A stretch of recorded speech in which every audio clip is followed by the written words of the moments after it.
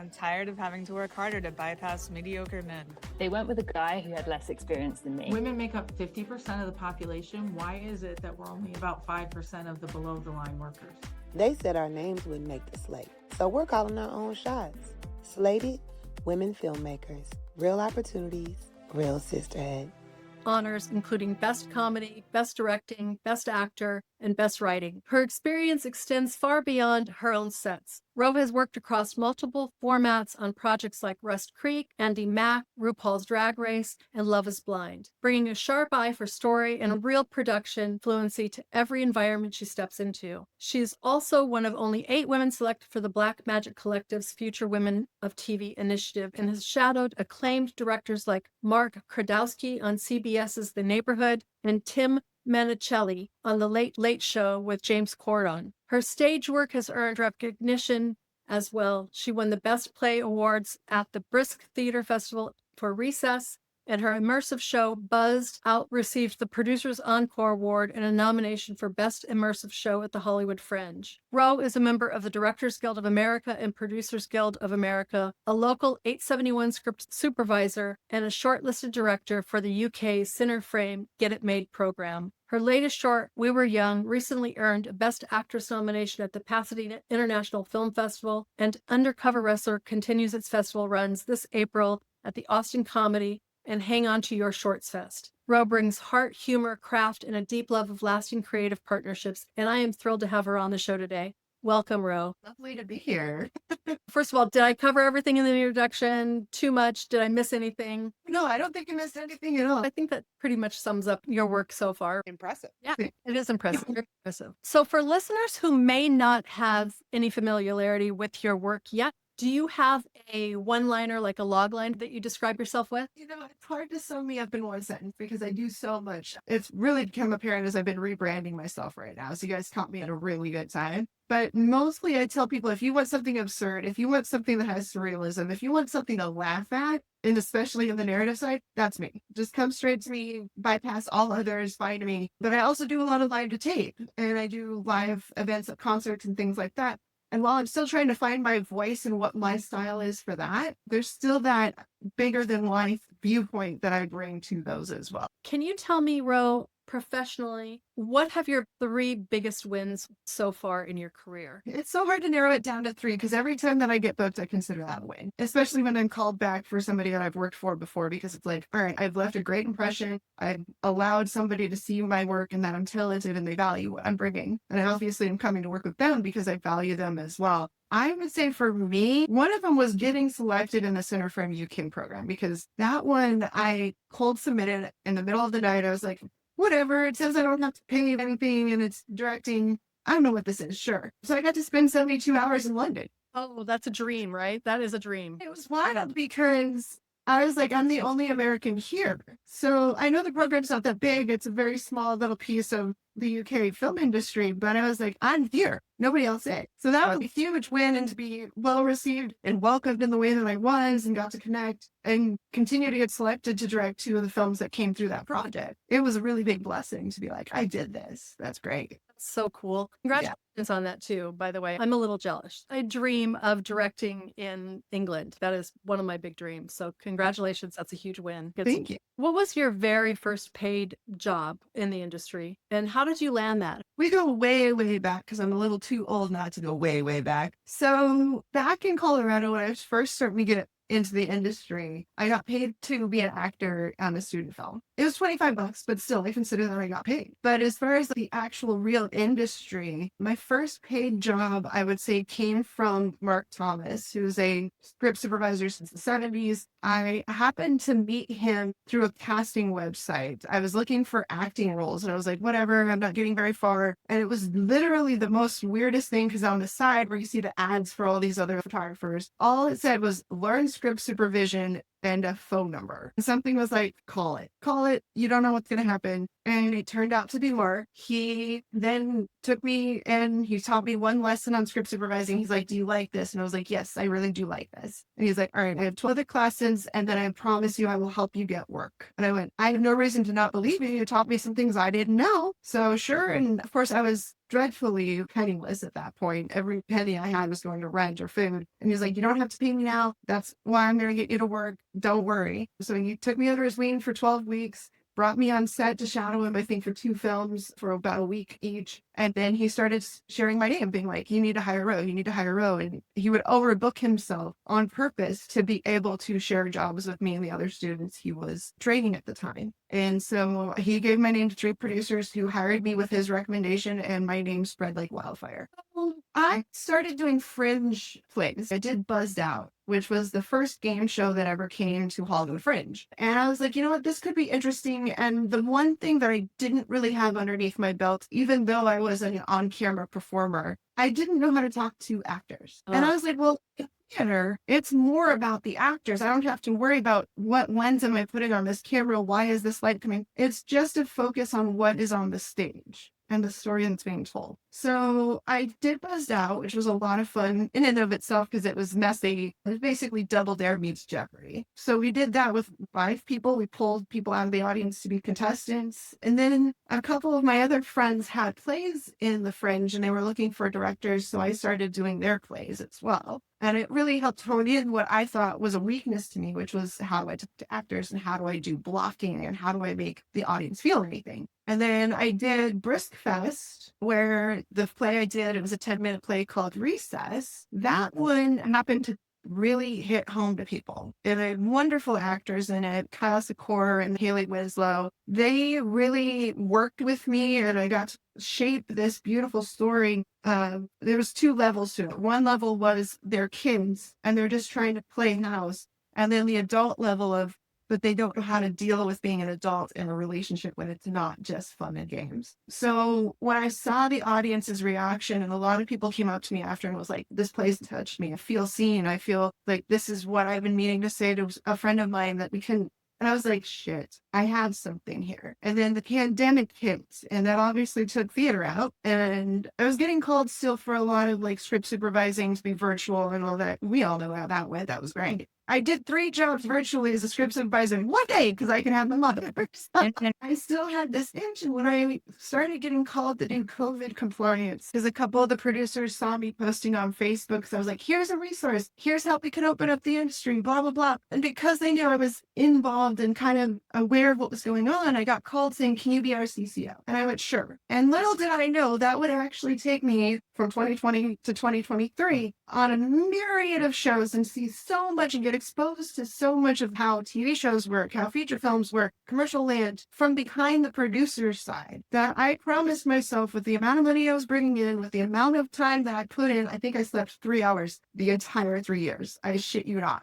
I promised myself I would come out and make sure that I could become established as a director for me putting in all that work. Love how you instinctually leapfrog. I love how you made these things work for you and you kept being a paid director in mind. Like it was all towards that end, right? Yep. Awesome. That's magic right there, I think. Sounds like you pretty early on ended up in TV, but was that a conscious choice or was that just kind of how the cards fell? Because I feel like a lot of times TV is harder to break into in many cases. Interesting because I have the live and live to tape reality on it. I think that's why I found myself more in TV than feature films. After I did Jen McGowan's Rust Creek as a script supervisor, I kind of got bitter on feature films. I really did, if I'm being completely transparent, because it was 3 weeks straight of the same thing, just different location, but it was the same crew. And a lot of the experiences on that show were not positive at all between the producers and the environment and how things were set up. It wasn't set up for success in a lot of ways. I don't want to bring it down because I love Stu, who's the producer on it. He's a great guy, but made me not want to do features. So I really heavily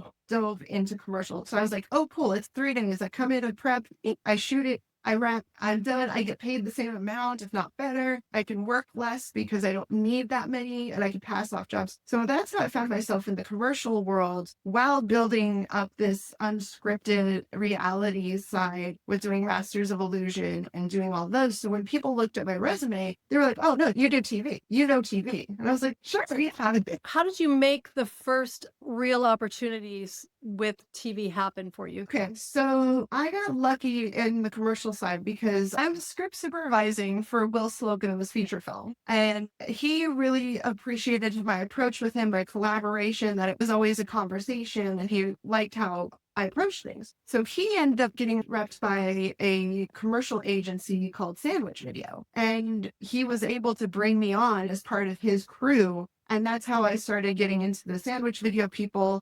And then as I worked with other directors under Sandwich Video as their script supervisor, when they would leave to go to other agencies or other creative platforms, they would then bring me. So a lot of those opportunities came because of the people I'd worked with on those productions would be like, what do we need? We just need Roe. That's a pretty nice place to be. Yes. Where people, it is. That's awesome. But as far as getting into TV, so I happened to, this was like 2016, 2017, when Facebook was still reliable to get jobs, I would say. Somebody just posted, hey, I'm looking for a script supervisor for this 4-camera show. Anybody know anyone? And I happened to be the first to reply. The lady was like, I want to get this solved in the next hour. You're the first to reply. I don't need your resume. I just trust you. Okay, cool. And brought me on to this random pop TV show. And I'll never forget the director I still work for to this day, Chris Merrill. He was directing one of the episodes and he happened to point out that on one of the cameras, I thought there was a thumbprint on the lens. And he went, no. And I was like, I am bringing this up at the take 3. Like, you might want to look into that camera lens because I think there's a thumbprint. And they finally took out the lens and noticed there was a thumbprint on the sensor of the camera. And he came back in and was like, you know a lot more than you're letting in. And I'm going to make sure you stay with me on other shows. And I've been as associate director for Masters of Illusion for the last 10 seasons. We do the Halloween Christmas Parade together, every other iteration of the shows that Associated Television International do. And he can bring me on because it's that live or live to tape sense. I'm right there with him. So he's kept me there. And from being able to be on so many seasons, that's where other TV shows get pulled for me. Is that what got you into the DGA? No. Oh, this is a fun story. So the DGA, I don't know how many people know this, but the DGA, in order to go in as an associate director, there's certain guidelines and requirements you have to meet. I'm lucky because as a script supervisor, they have a little like loophole where if you have 3 years of script supervising work that they will consider as qualified, you can come in with your binders and drop them on the DGA desk and say, hey, I'd like to become eligible. The catch-22 with that is you have to have a pending DGA contract in order for them to prioritize going through your paperwork. So I actually had to wait a year after I dropped off my binders to them to get that offer. And then when I did get that offer, they said they couldn't clear me in time for that production date because I got hired a week before I was supposed to start. And they're like, no, you have to wait because then the committee for the category that you're going into has to approve you and you just missed their meeting. And I was like, so I can't work this job? And they were like, no. But I made sure. So the next time that they had the committee meeting was in a month. This is all during COVID. I randomly got my name told to a producer for Fresh Prince of Bel-Air's reunion show. They called me and said, are you DGA eligible? And I'm like, I darn well should be. So they sent me the DGA paperwork. And since this was the second time the membership went, we will allow you to work this job, but then we have to wait for the meeting to happen to make you an official member. So I ended up getting to do that job, and thank God, because you have to have 3 people refer you in that will vouch for you. And all 3 people showed up at the meeting and said, yes, we vouch for Roe to be a DGA member. And I got it. Yay. Congratulations on that, too. That's huge to get into the DGA. That's an amazing story, too. That's really helpful for people to hear how a little hiccup can work out. Sometimes we tend to feel like when there's a roadblock, it's always going to be a roadblock. So it's good to hear how things do resolve in this business, too. They should have let you slide for the first job, right? The funny thing was, the first job were people that I knew. These are my band of brothers here. I work with these people all the time. They finally got the DJ job. And they're like, yeah. When you're directing a narrative comedy, do you encourage improv and let them go off script, or how do you handle that? Yeah, so I encourage improv. I have an improv background. I graduated from Second City's Conservatory. So anytime that I can let my actors play, I totally do. And in comedy, it's almost vital because on the page can sometimes be funny, but if it's not working in the room and it's not working from how I think I can cut it and all the fancy things I can do in post, if it's not working, it's time for improv. What I found too is when you're working with an actor that always goes up on lines, that always is like, they just can't get it. They know what needs to be said. They've tried to memorize. Improv becomes their release. So even if it's something that's not supposed to be a funny scene or whatever, if I go up to them and I'm like, you know where you need to go. You start here with this emotion. You need to be mad at some point at this person, and then you leave. That's the arc. Whatever happens between that, as long as you hit those 3 beats, boom, baby, we've made magic. And you'll see actors change. They're like, I'm not beating myself up over acting. I'm not beating myself up over lines. I'm no longer watching myself to be like, do I think this is good? Because they can just go and do it, and I'll tell them if it's great or not, and they don't have to worry. I just got done doing the first pilot episode for a new web series with Gold Comedy called Last Store on Melrose. And we wrote the script and we filmed it within a week. And there were some people that weren't off book. The lead actress in it, Jasmine, she's a stand-up comedian. So this is really her first foray where she's like, I have to know my script. I have to memorize that. I love her. She's going to hate me for saying this, but she's like,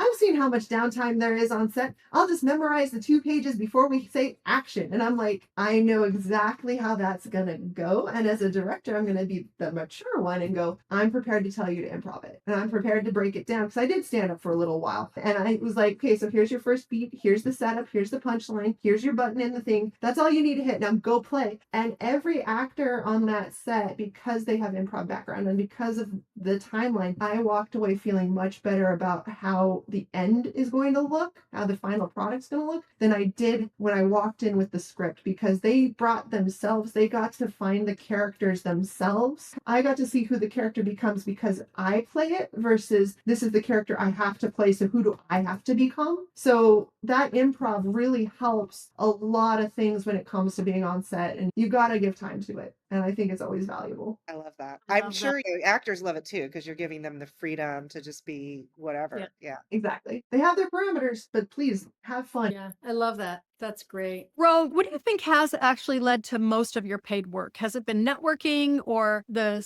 referrals from the same social group or work group? Or has it been you going out and posting job? So I'm going to answer this in 3 different ways because there's 3 ways that I've really been able to make work happen in the different things that I do. So as a script supervisor, this was probably the easiest, but this was also pre-contraction. Industry doesn't want to hire anybody and they're cheap as all get out. But the way that Mark trained me as a script supervisor was to treat jobs as currency. It's not just about what you're getting paid, but if you're getting the calls for many, many jobs, take them. And then if you end up double booked, find a friend, find people that you trust that you know will step in and do the same quality work you can. And it's not necessarily that you're sharing, that producer's never going to call you again, but because you're able to give that job to another person, they will remember that. And then they will remember when they're overbooked to repeat and give back. And that 100% work as a script supervisor. That is really great advice. Take the job no matter what, and then refer it out if you can't do it. Exactly. That's your original mentor did for you,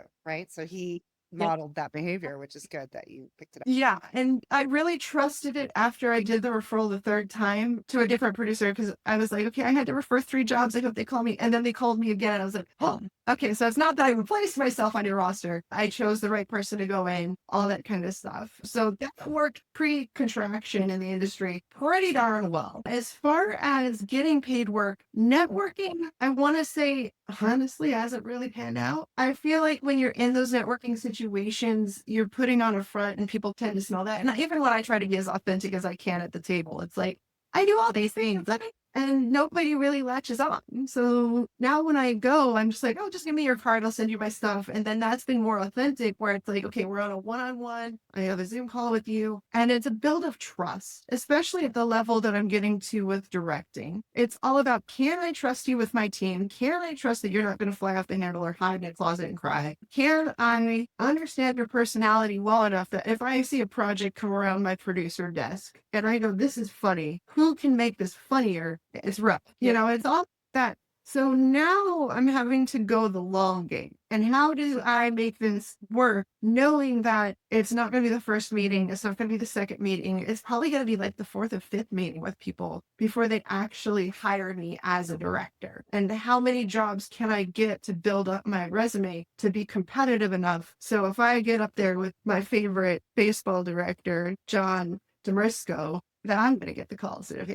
You are really, really thinking about each job as building your business, right? Your business is directing, and you're really building a business. Correct. And that rolls right into my third way of how I make income is I hire myself. So it's funny because I'm about to do this because I'm trying to get into sports directing. I had an opportunity to interview for the in-arena director. I would be doing every single Colorado Avalanche game. I'd be doing the concerts that come through mixed in with a couple other directors that they have. But I was like, damn, that'd be freaking great. That's in my wheelhouse. But they were like, we need to see sports and you don't have sports on your reel. So I tend to hire myself for things that I want to do first. All right, you don't want to risk your money on me. Fine, I'll go risk money on myself. And when I come back with fantastic footage and something that's a good piece in my reel, you better hire me. What are you going to hire yourself for to make that point? I'm going to find either a little league or I'm going to find an adult recreational league that will allow us to tape them. And we'll set up, my friend Rachel, my DP friend, I love her to death. We work on so much now together. But I'm just going to go to her and be like, hey, how much are you going to charge me to come bring like 5 cameras down? We're going to do a baseball game. So I'll get her rallied up and she'll be like, oh my God, this sounds so good. And then it's just finding a rec league that'll let me come down. We'll set up some cameras, put some operators so nothing gets broken if a ball comes its way. And we're going to shoot it. And I'm going to be there cutting it live with the little switcher. And I'm going to have a piece of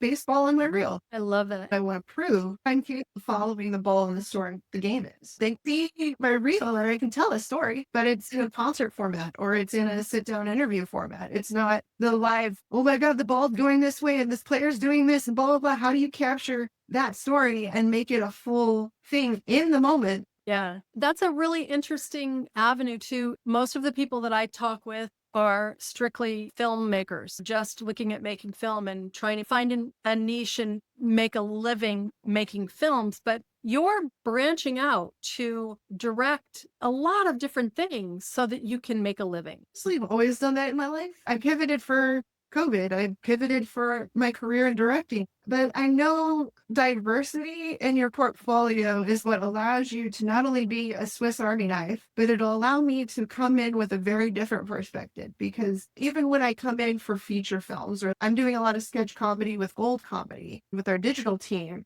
I come in with a very different approach and I'm able to see how something on the page can be done in a unique way because I'm bringing in that live, or I'm bringing in that sports point of view, or I'm bringing in from the depths of the drama stuff that I've directed, because I've been through it and I can confidently walk on set and be like, guys, this is going to work out. I just need a camera here. Let's put some lights here. This is your blocking. And people go, I can't see that. How did you know that? So I just trust my diversity. It's going to be to my advantage today. Yeah, and you trust your instincts so much. I can't tell you how much I admire that. It's really an incredible characteristic to be able to just trust your instincts and go in whatever direction they're kind of leading you. That's really cool. That's very, very powerful, Ro. Let me kind of shift gears a little bit. Who are the people that keep bringing you back? And how do you nurture those relationships? This is an interesting question. When it came to script supervising, it was very easy to keep up with the producers and to keep them having me in mind and calling me for the jobs. One, because my skill set was there, but two, they always saw I was working. They always saw that new people were trusting me and what I was working on was at a different level than most often they were doing or equal. So they're like, okay, she can handle this. It's not going to be a newbie coming in and asking an amateur question. But when it comes to directing, I've gotten lucky, not from carpet, because my DP, Rachel, she networks like nobody's business. She works 366 days a year. I don't know how she does that. But she's been able to introduce me to a lot of producers. And I'm right now with directing, having to build those new connections that will continue to call me back. Like, for instance, I got to work on an AP red carpet for the Women of Worth. And this producer, I'm working as an editor, but I now can massage that and be like, I'm a director. I could have came in and done the Variety Fair side of their live stream for the 1 hour. I would love to send my reel. Okay, she knows I can do that. I've sent her my reel. Brilliant. I'll probably send her what I'm doing for Women in Media and say, hey, I just finished the stream for Women in Media. would love for you to take a look at this clip that I think really showcased me calling the camera as well. So it's really keeping in people's inboxes for the right reasons. Like, don't send them a, hey, happy holidays, and that's it. And then happy Valentine's Day. Actually have real reasons why you're reaching out, whether it be work, whether it be, hey, I just wrapped this class and I just learned XYZ, or I now know, because my last short that I did, we got to work with an animatronic animal. And so now I know how to handle that workflow better on a set where it's, okay, do I need the animal powered right now? Do I need it to be able to make certain noises? And how do I talk with the person who's programmed the animatronic animal to say, all right, what's a different bark? I don't like that bark. And in the prep, how do we go through that so we don't waste time on set? So that's something that I wrote out to producers instead of being like, wait, call me. I was like, you don't believe what I just did. Da, da, da. And get them excited. They start thinking, they go, huh, do I have a project with an animatronic robot? Because Roe would be great for that. So it's making those touch points. And I think that's why I get hired a lot and get pulled in by the same people, because I'm not afraid to reach out. You got to be real and you got to be on the radar. Well, that is so smart.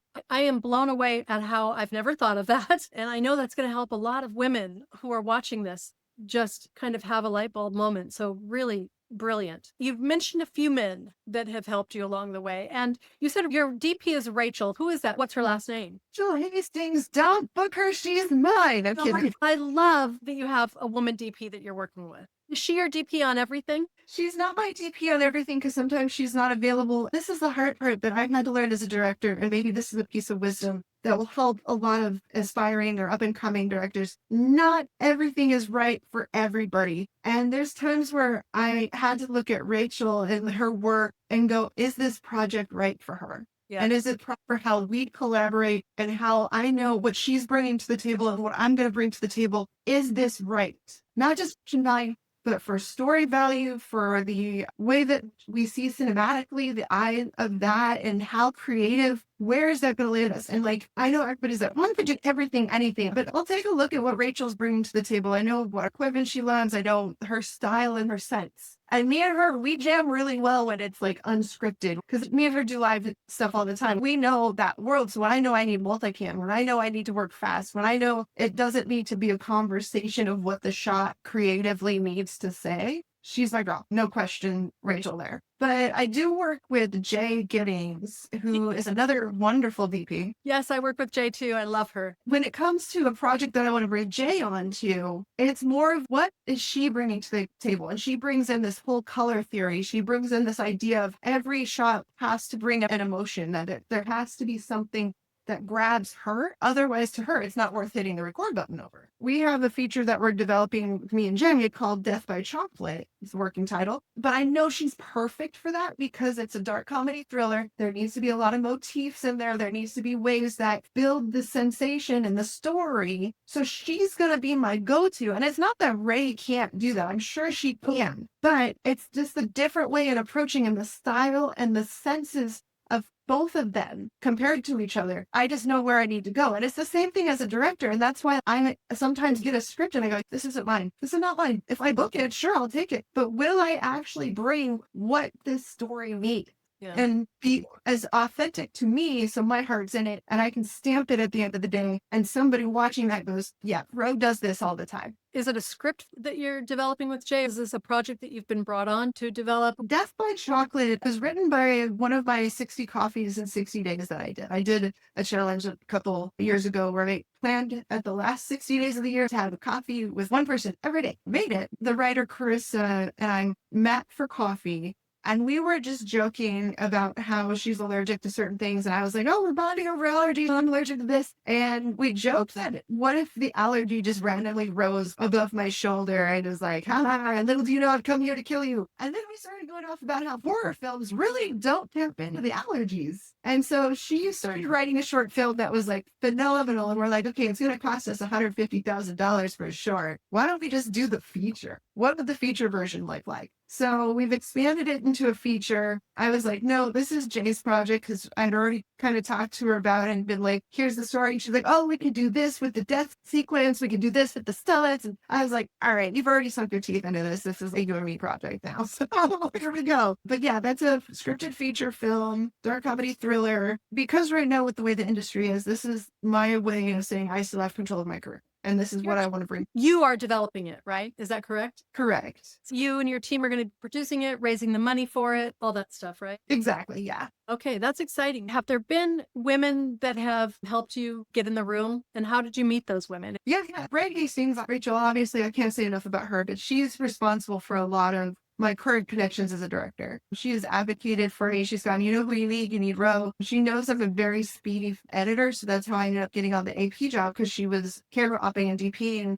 for the red carpet. And they were like, we need somebody who can edit on site and have the packages done by midnight. And it's like a 4-hour window. And Ray was like, no problem, you need Roe. So that's why I got the call from her. I met her through Mo, who you've already interviewed, because Mo was like, oh, you know what, Rachel will go all out for you if you need her. She wants to do good work. She's not about, oh, you only have like $500 to pay me. I'm going to do $500 worth of work. So she came and did my first 5 shorts. We shot 5 shorts in a weekend. Would I do it again? Absolutely.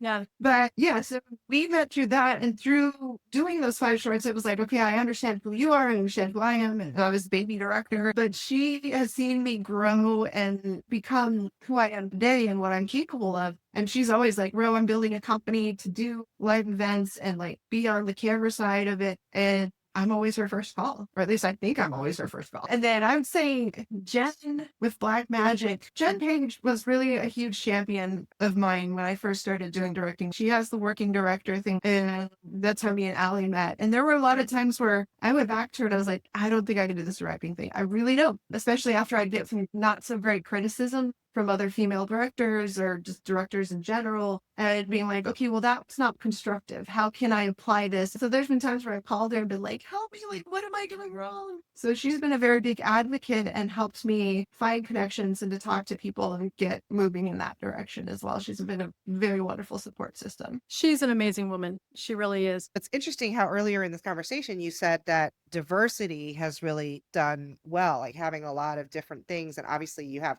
really diverse background, the stage plays, live television or live to tape television, as well as features and shorts, right? So my question is, I always hear that you're supposed to specialize in a particular genre. And if you're saying diversity, now I know you're not saying diversity of the genre, it's more the platform or the type of story, but can you speak to that? What about specializing? Here's the thing. I love that I specialize in comedy, and that's all I have to worry about is how to be funny and how to make other people laugh, because I did 2 drama shorts. I do not excel in drama. End of story. I can make I can make people feel things through the screen. But as a director, going up on to an actor and being like, you're not crying hard enough, that right there hits too much to home. I don't like having to tell someone that. Maybe it stems from childhood trauma where Ben was like, crying. And I'm like, I can't, I'm crying, what is that? And now having to go up to an actor and be like, you're not crying well enough. It's not putting across right. Maybe that's the connection for me. But I find it better for my soul and better for me as a creative when I can go, you know what? That was funny. But yeah, you know what? Try this and see how that changes. And having that collaboration with an actor where it's just free play. It's not about, okay, we got a dead story. We have to be serious and telling the crew, stop crying and yelling at a grip and have to create this shell. I feel like my actors need to be vulnerable in that moment. I love the collaboration of comedy, and I love being able to say, this is all I need to know. I just need to know what's a cold open that ends with a callback. What's the first act, and all the different types from sarcasm to political to sketch. And that's all I need to know. And how do I combine this all to be the best thing that somebody can watch again and again? And it was so funny because I told someone that I just want to do comedy. I know I'm never going to get big awards because they don't give comedies those Oscars and things like that. He's like, you know what? I don't watch Shawshank Redemption twice. That's exactly what it is to me, is I'd rather be somebody's comfort movie that's watching it for the 250th time because it gets them out of their rut or whatever, rather than being like, I did this prestigious ripping of the soul on screen and I got an Oscar at home. I still would like an Oscar, don't get me wrong, but I don't want to rip somebody's soul out in order to make that happen. It's not needed. That's really funny that you say it, because I do like drama. That's what I love about directing. I love working with actors and really going into the feelings and the reason behind the tears. I like to do a deep exploration of character and backstory and all of that stuff. And I do rewatch dramas and thrillers over and over and over again I watch comedies a couple times, but I will watch a thriller countless times. There is something for everyone. And that probably is part of what directs us to our genre that we kind of focus in. But to Pam's point, it was that you don't really have a filmmaking genre. But when you speak about diversity, you have a whole umbrella of things that you do under the filmmaking umbrella, which is script supervising, editing, directing, shooting sports stuff, shooting commercials. You do a whole lot of different things. And that's where your bread and butter comes from, right? It doesn't come from one area. No, it doesn't come from one area. And a lot of that, I think the diversity and genre is one thing, but the diversity and skill set is what will make me a more valuable player in my sense. It's like the utility player on the Dodgers. I love Kike Hernandez. You throw him in the outfield, you throw him at third base, you have him as the DH, whatever, he's going to be solid. And I'd rather have that in my back pocket that when I walk on set or I get called for a project, that they go, oh, by the way, we have this one sequence that we want to feel like reality TV. Can you do that? They'd be like, yeah, of course. Like, here's this that I did as reality TV. Like, that's easy. When you're doing like mockumentary or you're doing something that's supposed to echo a certain tone and vibe, I have to know what that is. And I have to know and understand how did that occur on set.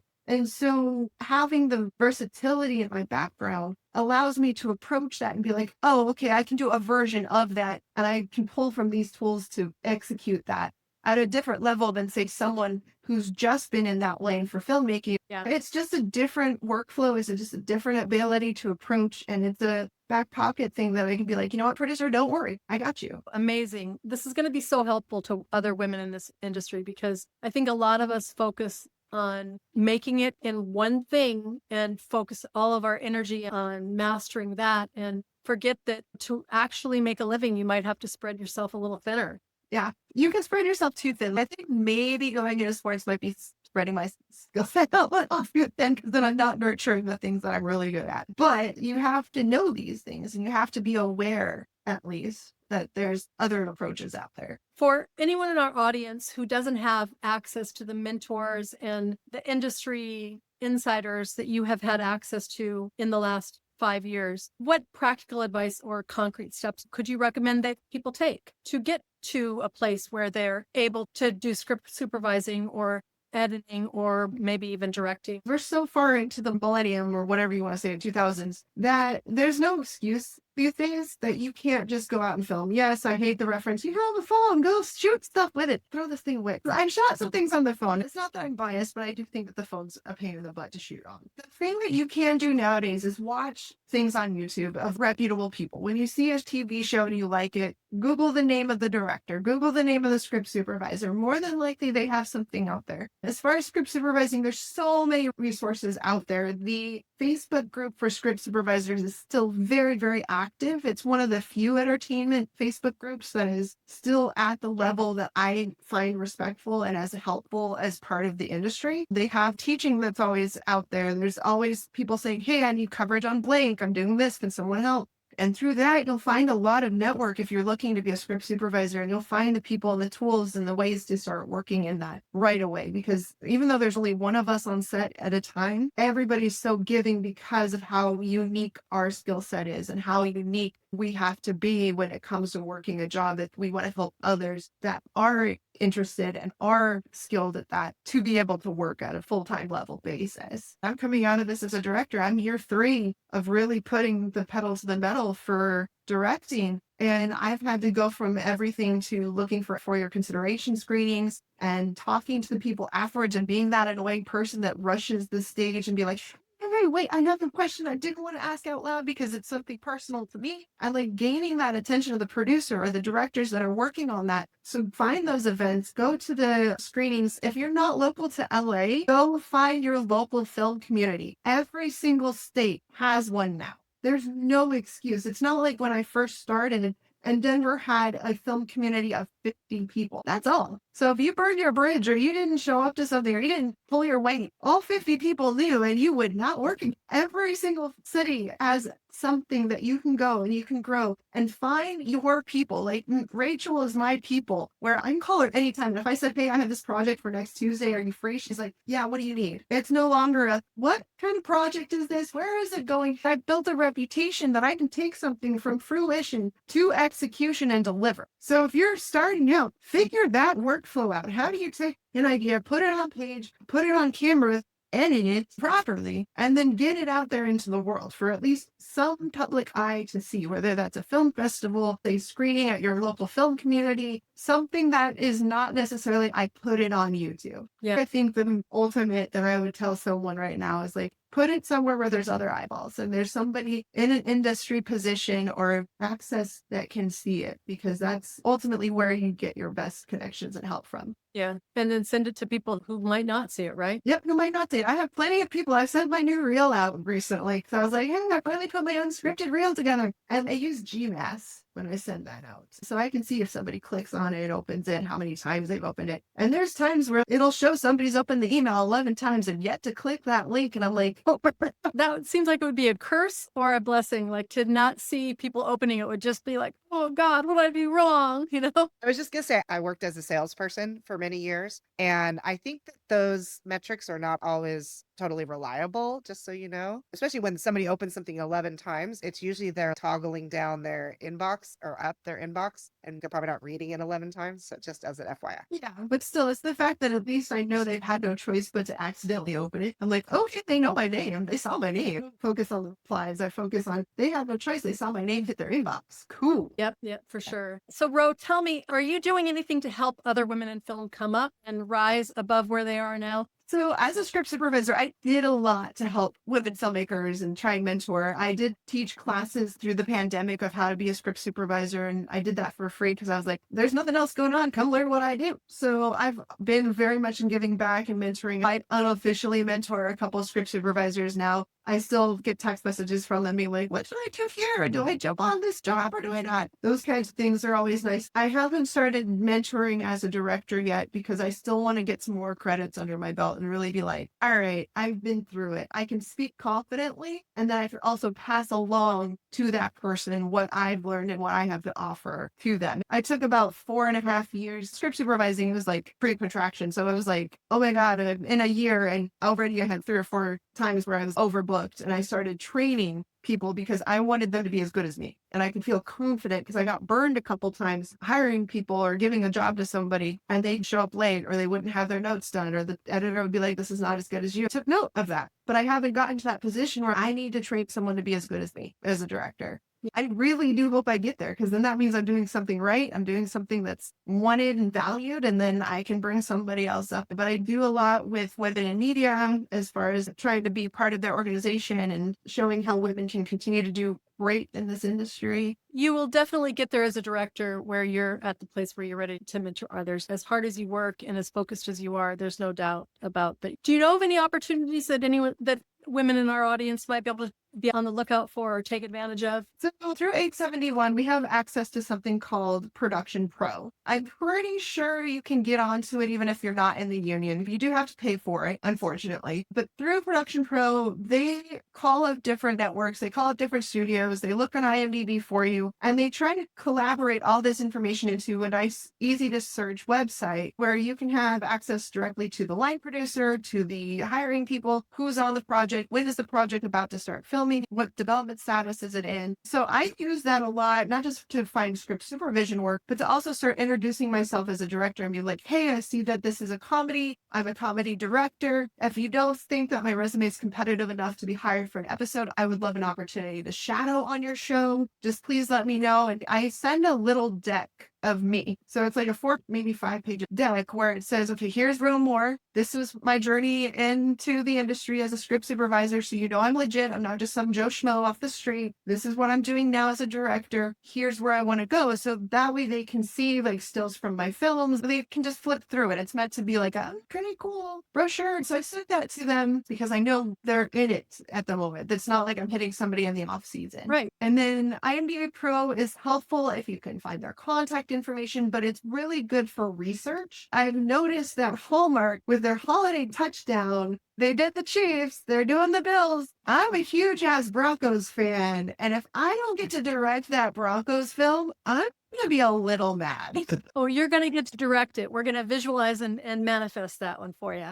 So I went on to IMDb Pro and was looking at who the directors are for the 2 touchdown films that have come out on Lifetime. They're completely different people, but I've not been able to use the names, go on to LinkedIn, and now I've started connecting with them, started messaging them, and starting to see how can I crack into the production hubs that are making that happen, whether it's at Hallmark, whether it's through the NFL, whether it's through a subsidiary that they contract the film out to, all of that. So that way I'm down a rabbit hole right now because nobody's responding to me. So I'm just like everybody now. But that's how you use IMDb and LinkedIn as like a joint way to support your career, because you have to talk to people. And then the other resource is ChatGPT, and sure, glare at me, hate me all you want. I don't care. The fact is, it's actually helped accelerate how I can communicate, how I can find research. The whole reason why I got the Ball Arena interview is one day I just happened to type in there, okay, I shadowed John DeMarisco, who's the Mets broadcast director. I really like that experience, ChatGPT. What opportunities are there for a director in sport? And I just hit enter, and the first thing that came up was in arena directing, and it listed out the jobs, and it said, by the way, here's an opportunity you can apply to today. And it happened to be the in arena director at the Ball Arena. And I was like, I'm from Colorado. What do I have to lose? I'm going to go on. But I will tell you, ChatGPT helped me.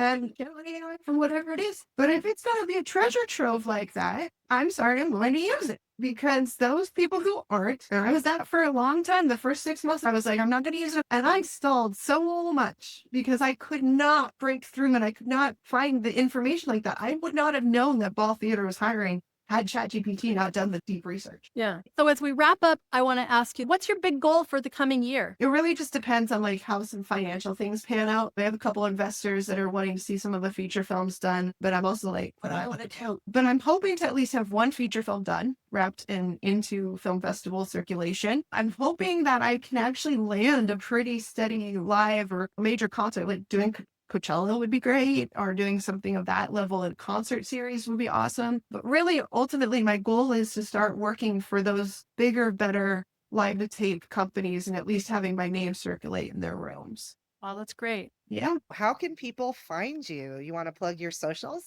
Yeah, I mean, I'm most active on Instagram and on Threads. Threads is my new BFF guys, and my handle is at Roe, ROE _Mo, MO. I am on Facebook, but I usually don't post too much. But if you message me through there, I can definitely respond. And then LinkedIn, because that's where I've started growing and making things happen. Please find me there. My website is roemore.com.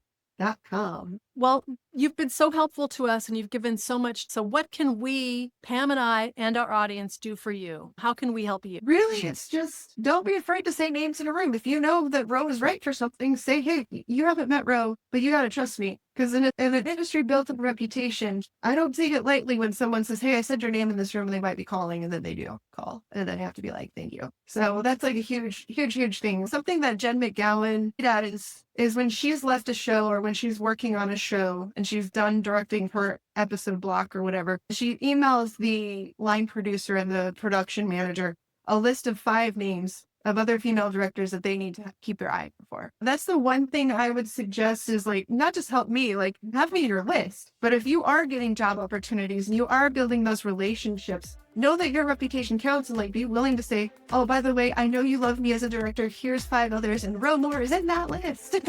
I love that practice that Jen does that. I really love that. Roe, thank you so much for joining us. This has been a really wonderful, insightful, educational chat with you. I really appreciate it. So thank you so much for joining us on Slated Women Filmmakers.